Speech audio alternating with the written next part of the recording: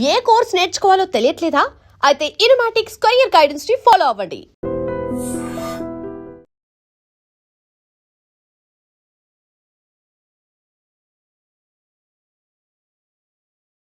Madam, ఆ training టైంలో Kukatpally issue మీకు ఇందాక మనం కోట్ చేసుకున్నట్లుగా చందార్ నగర్ వరకు మీరు వెళ్ళారు. సో ఆ ఎపిసోడ్ ఒకసారి అంటే అది సింగిల్ ఎపిసోడ్ కాదండి. Anti human trafficking wing of సిఐడిలో అప్పుడు I don't remember, I think ADG Kumawat sir ఉన్నారు.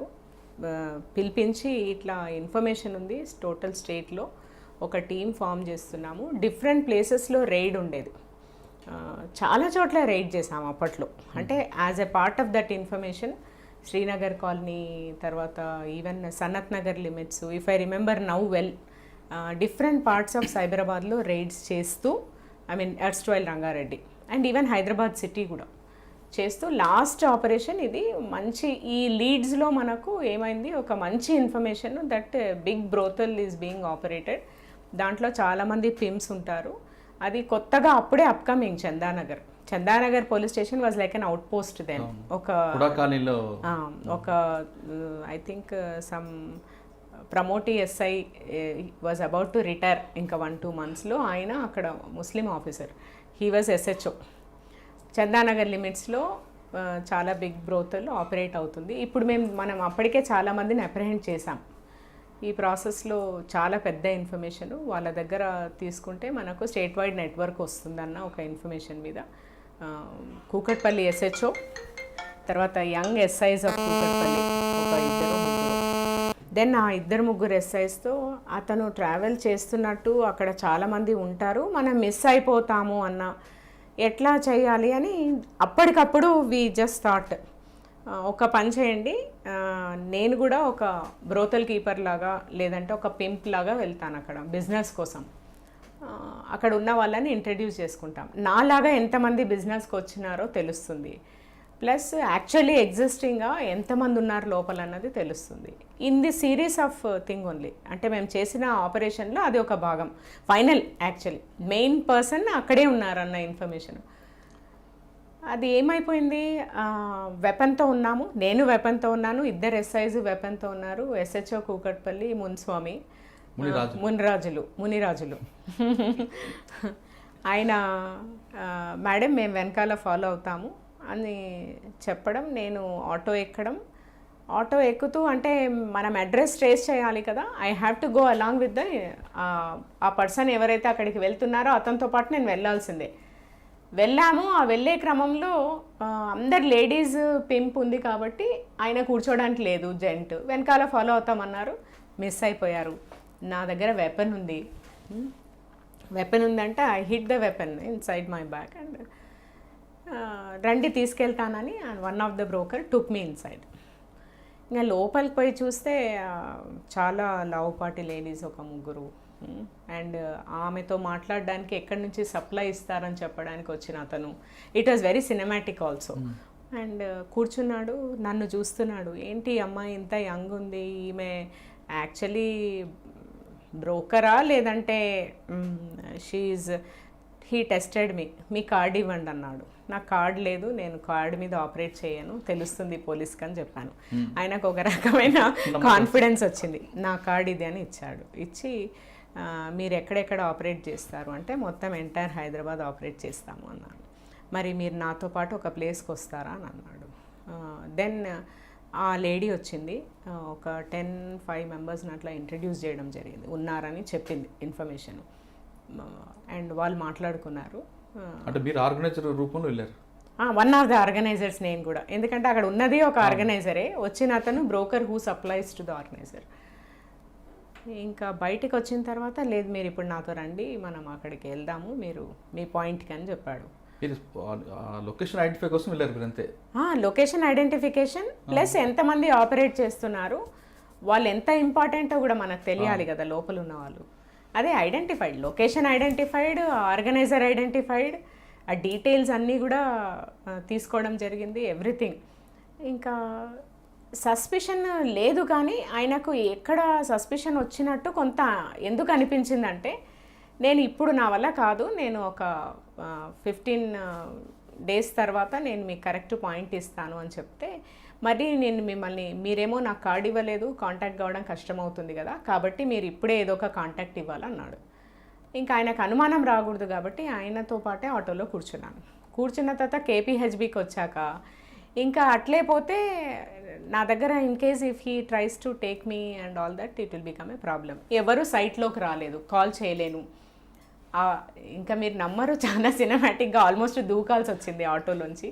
దూకిపోయి ఒక్కటే చెప్పాను, 2 నిమిషాలు నేను ఫోన్ చేసుకొని వస్తాను, ఎందుకంటే నా దగ్గర ఫోన్ క్యారీ చేయను కాబట్టి నేను ఫోన్ చేసుకుంటాను అని, మీరు జస్ట్ 2 minutes వెయిట్ చేయండి అని వెళ్ళి ఫోన్ కాల్ చేసి వాళ్ళందరూ అక్కడికి వచ్చేసారు. He was apprehended of course. మీరు ఫోన్ చేసే వరకు అక్కడే ఉన్నాడు వాడు. అంటే మనం చెప్పాం కదా 2 minutes ఆగండి ఫోన్ చేసి వస్తానని.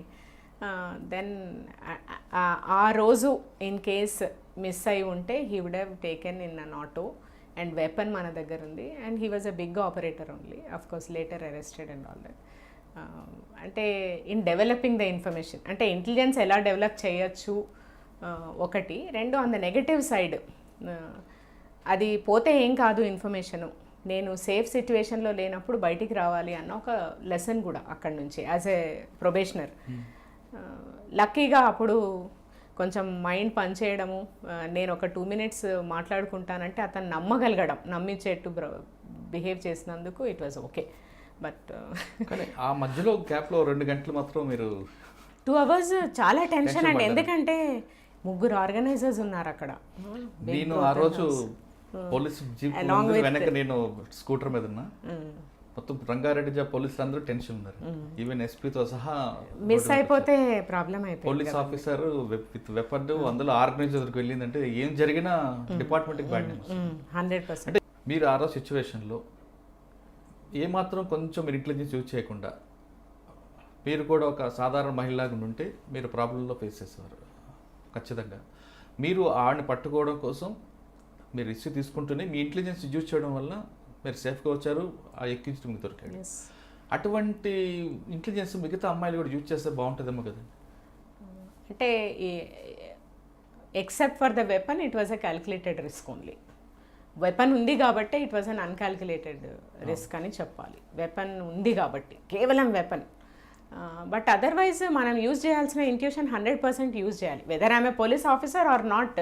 ఫస్ట్ ఆఫ్ ఆల్ నేను నా డిపార్ట్మెంట్ చెడ్డ పేరు రాకూడదు ఒకటి. ఫస్ట్ నేను బయటకు వస్తే కదా డిపార్ట్మెంట్కి. ఇప్పుడు చూడండి ఎన్నో ఘటనలలో చూస్తున్నాను, so many times I tell, ఇది అదేం ఫస్ట్ సిచ్యువేషన్ కాదు, ఏ మహిళకు కూడా అట్లాంటి సిచ్యువేషన్ సాధారణమే. ఏంటంటే నేను చదువుకున్న రోజుల్లో కూడా ఫేస్ చేసి ఉంటాను చాలా. అసలు చాలా ఆక్వర్డ్ సిచ్యువేషన్స్ కూడా ఫేస్ చేస్తాం as a women. Any girl faces, నా దృష్టిలో ప్రతి అమ్మాయి ఫేస్ చేస్తుంది. ఆ ఫేస్ చేసినప్పుడు ఫస్ట్ మైండ్ పని చేయాలి, ధైర్యం. అంటే నేను దీని నుంచి బయటికి రాగలను. First assessment of the situation is more important. ఎప్పుడు కరెక్ట్గా అసెస్ చేస్తాము అంటే నేను ఆపదలో ఉన్నప్పుడు డీలా పడిపోతే నేను అసెస్ చేయలేను. కేవలం ఆపదలో ఉన్నాననే ఆలోచిస్తే how will I come out? How to escape అన్నది ఎప్పుడు వస్తుంది అంటే, నేను ఎట్టి పరిస్థితుల్లో కూడా ఇమ్మీడియట్ వర్కౌట్ ఈజ్ నా సపోర్ట్ మెకానిజం ఏంటి, నేను ఎలాంటి సిచ్యువేషన్లో ఉన్నానో అబ్జర్వేషన్. ఇప్పుడు నేను ఫర్ ఎగ్జాంపుల్ ఆ రోజే చెప్పాను, నేను పబ్లిక్ స్పేస్లో ఉన్నాను అంటే నేను గట్టిగా అరిచినా కూడా నన్ను ఎవరో ఒకరు సేవ్ చేస్తారు. ఓన్లీ ఎందుకు గట్టిగా అరచలేదంటే because I'm a police officer, I should not. Okay, but ఒక సాధారణ మహిళ అయితే గట్టిగా అరవచ్చు. నంబర్ 1. నంబర్ 2, నా దగ్గర ఆ రోజు వెపన్ ఉంది కాబట్టి I cannot take that risk of shouting. ఈ 2 చేయలేదు. అండ్ 3, అతన్ని పట్టుకోవాలన్న తపన కూడా ఉంది. ఈ 3 వల్ల ఐ యాక్టెడ్ ఇన్ ప్రొఫెషనల్ వే కొంతవరకు. బట్ చూడండి చాలా సింపుల్, అట్లాంటి సిచ్యువేషన్ వచ్చింది ఆ రోజుల్లో, అంటే 2004-03 ఆ రోజుల్లో నువ్వు అరిచాను. ఇప్పుడు అరవాల్సిన పని కూడా లేదు. కనీసం నేను చదువుకున్న యువతిగాను, చదువుకోని యువతిగాను, ఇంటర్నెట్తో ఫోన్ యూజ్ చేసే ప్రతి మహిళ కూడా కనీసం నా దగ్గర నంబర్స్ ఏంటి, లేకపోతే 100కి డయల్ చేయొచ్చు. నా దగ్గర నేను ఎప్పటికీ ఒక హాకై లాంటి app, any safety app, especially Hawkeye, so easy to use, నేను పెట్టుకుంటే జస్ట్ నా phone utilization in a particular mode, even in an off mode, flight mode also operate అవుతుంది అన్న స్ఫురణ మహిళలకే కాదు అందరికీ రావాలి. ఇప్పుడు నేను you may protect me some time, self defence ఇదంతా second stage, but first is I should have sense of using, ఎవరిని నేను యూజ్ చేసుకోగలను ఒకటి, ఫస్ట్ నా సిచ్యువేషన్ అసెస్ చేసుకోవడము, ఆ సిచ్యువేషన్కి తగ్గట్టుగా ఎవరిని వాడుకోవచ్చు, నా మైండ్ ఎలా పనిచేయచ్చు, నేను ఎవరిని ఇమ్మీడియట్గా వాడుకోవచ్చు. ఇది రావాలి. ఇది రాకపోవడానికి కారణము నేను అనుకోవడము మనం అమ్మాయిలను పెంచే విధానం వెరీ ప్రొటెక్టివ్లీ. ఎంత ప్రొటెక్టివ్గా పెంచుతామంటే యాజ్ ఇఫ్ అమ్మాయి యొక్క రక్షణ అమ్మాయిది కాదు, ఇంట్లో ఉన్న అన్నది, నాన్నది, తమ్ముడిది, ఒక అమ్మాయిని రక్షించడం అన్న ఒక భావనతో పెంచడం నంబర్ 1. Number 2, gender equality. అంటే నీవు కొన్ని విషయాలు నువ్వు ట్యాకిల్ చేసుకోలేవు అన్న ఒక భావనతోనే అమ్మాయిలని పెంచుతాం. నంబర్ 2. నంబర్ 3, ఇప్పుడు డిపార్ట్మెంట్స్ లైక్ పోలీసే కాదు, so many people can help you around.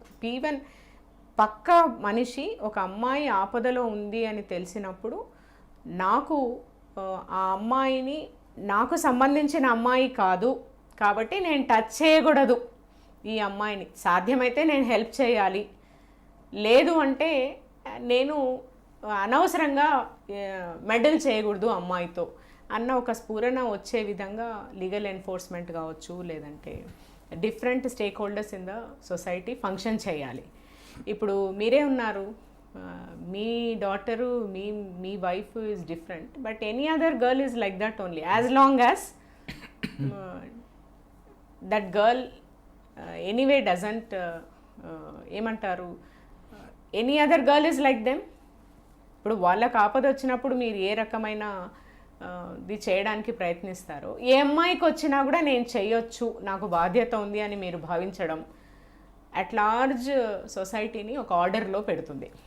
ఆ ఆర్డర్లో పెట్టాలంటే నేను అనుకోవడం, 1 అమ్మాయిని పెంచే విధానము, 2 అబ్బాయిలను పెంచే విధానము, 3 మనకు ఏమేమి సంస్థలు కానీ లేకపోతే ఎంటిటీస్ కానీ లేకపోతే విధానాలు కానీ మనకు హెల్ప్కి రీచ్ కావడానికి ఉన్నాయో, స్కూల్ స్టేజ్ నుండి from 0 we have to make them understand. సైమల్టేనియస్గా respect for women in a particular way, at the same time not to meddle with women in a particular way. Next, utilizing the existing resources for the woman in a particular. These 3 things మనము ఒకటే లెవెల్లో తీసుకొని వెళ్తే I think we will at large be like western societies where an individual is seen as an individual only.